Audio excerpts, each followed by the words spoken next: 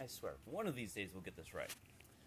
So, having just rewatched the first season of Umbrella Academy again before my wife and I decide to watch season 2 together, I've decided to come up with a brand new show idea, and I wanted to pitch it with all of you, my TikTokers. So, the idea is such.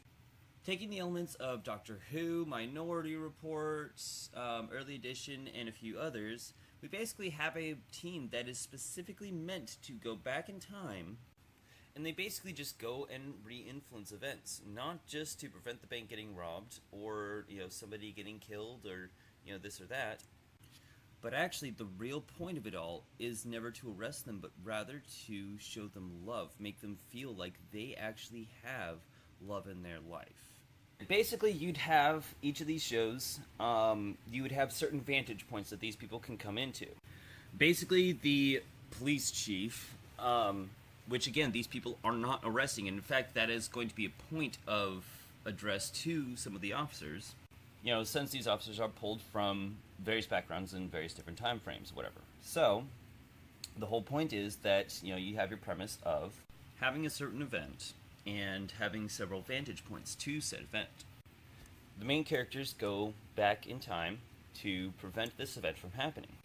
But they have several vantage points, basically moments that they can influence to ensure that these, banks don't get robbed, people don't get killed, so on and so forth. And ultimately, how do they get this person to feel like they don't even have to do this in the first place? So, let's meet Mr. Joe Unloved. Joe works a dead-end job, and his boss is constantly berating him, and he's also losing hours. This all causes more stress at home, and therefore he and his wife start getting into more fights. The fact that they get into more fights causes her to divorce him. Getting the divorce causes him to be depressed, and because of this, he shows that much worse of a performance at work and thus gets fired. With the loss of his wife and his job, he is now extremely depressed, and he starts getting a fuck-it-all attitude.